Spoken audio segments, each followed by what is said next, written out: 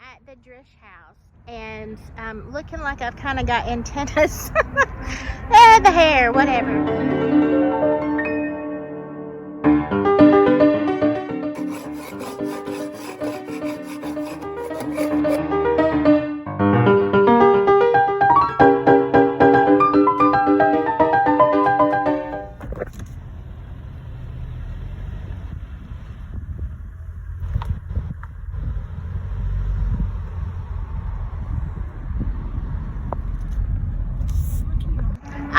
Anyway, I wanted to give you a brief history. It's really kind of cloudy today, so it makes it a little bit more difficult.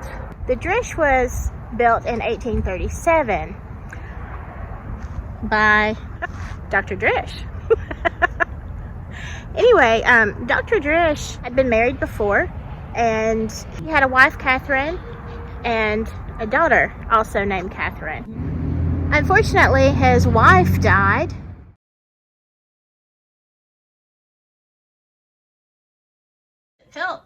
It's right in the middle of Tuscaloosa. I felt a little weird. I don't know.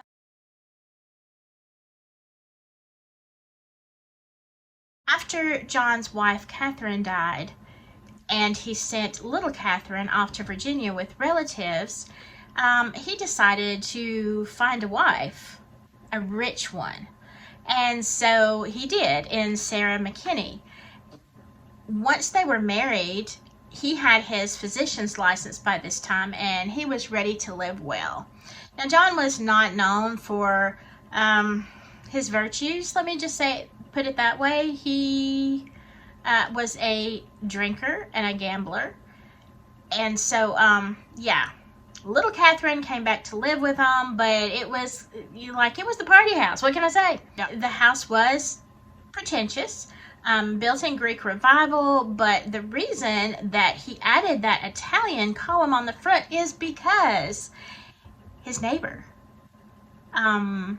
Jemison, was building a grand new house, and Dr. Drish, not to be outdone, put that beautiful Italian tower. The first haunting that I want to talk about, of course, is Mr. Drish himself. There are several stories about this. One is that he got drunk and fell off the stairs, off the balcony. Another is that he was trying to quit drinking, and in his tremors fell down the stairs. Either way, Dr. Drish passed away. Did he fall down the stairs? Was it delirium tremors? I don't know. Basically, he falls, he dies. Sarah is left with this grand house, and she becomes obsessed with this funeral. Like, it has got to be the best. So she spares no expense as she's planning out this, which I'm sure had to be really quick because,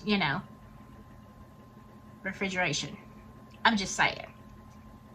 Anyway, she buys these elaborate candles, and as she sees them around his coffin and how beautiful they're lit and how wonderful he looks, God rest his soul, she decides she wants the same candles burning at her funeral.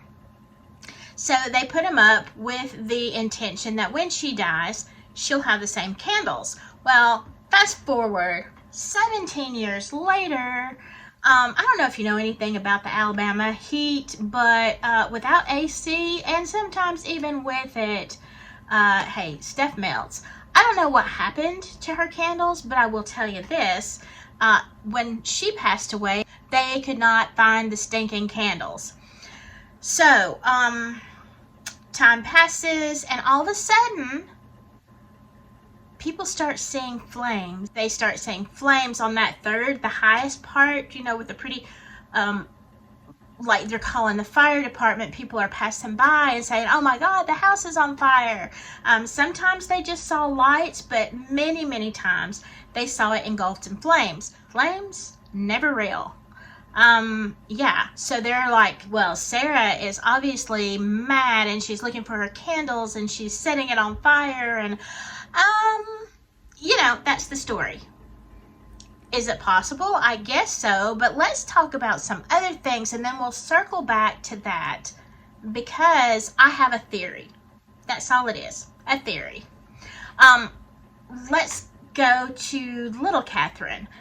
Another haunting said to be at the house is Little Catherine grows up and she falls in love with a local man, and her father does not approve of her wannabe fiance, and he absolutely forbids the marriage. Okay, well, he wants her to marry somebody else, and Catherine is not all about that. So she says, no, no, Daddy. And so Daddy, aka Dr. Drish, locks her in her bedroom and just gives her bread and water for an extended period of time. She decides to relent, and she agrees to marry his choice. So, fast forward a little bit, she's got, there are children involved, and one day she and her husband are vacationing in New Orleans, and lo and behold, on the street, she sees her ex-fiance, and she is so overwhelmed with love and emotion, she passes out clear on the street. Well, her husband was not too happy about that. He was so upset, so mad. So he takes her back to her dad, Dr. Drish, and says, and just dumps her off and says, I don't want this wife anymore. She is damaged goods. Well, you can imagine Dr. Drish being, very social conscious. This is a total embarrassment. He's so upset. He again puts her in her room and just doesn't let her come out. She was allowed to garden after a period of time and maybe play the piano a little bit. But basically, she was confined to her room. She ended up staying in that room with her kids. And, over a period of time, they said her mind just kind of reverted back into a childlike behavior, because that's all she had to do. She couldn't, communicate or, or have any kind of relationship with other people in the house. It was just her and her kids. And I'm just going to tell you, if I had been locked up with my kids when they were little, oh my God, I would be in an infantile state as well. I sometimes still wonder. To this day, in the hauntings, you may see toys move, and, it's that kind of haunting, of almost like a little child haunting. That one is not as well known, I think, as the lights in the tower. So let's circle back to that. Now, here is a story about the lights in the tower that I think have a lot of merit. The ghost of a slave will be seen on the premises. This little slave boy runs away from his master, who is like on a neighboring farm, and he hides up in that third floor tower. Okay, they don't know he's there. The Drishes didn't do it. He's just up there hiding. So finally, he gets so hungry, he has to come out of the tower for food. When he comes out, the Dr. Drish, or whomever is in charge, let me just put it that way, is horrified that he's there and sends him back to his master. His master was so angry that when he got there, he burned him alive, of course, to death. And oh God, what a horrible, horrible story that is.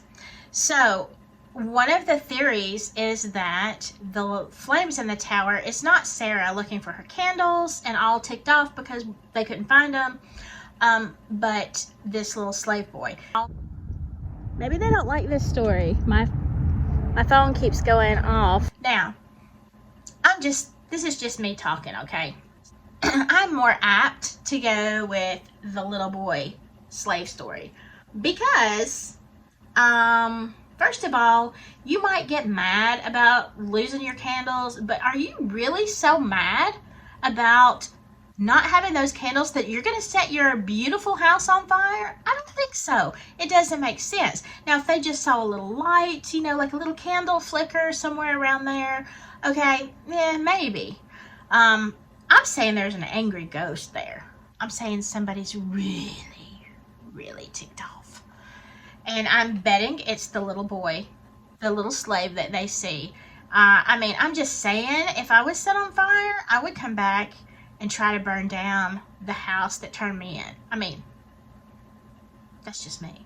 Also, I feel like in that time that would be really embarrassing, and especially even today it's more embarrassing to say, oh yeah, you know, these people were so horrible that they caused this little boy to get burned to death.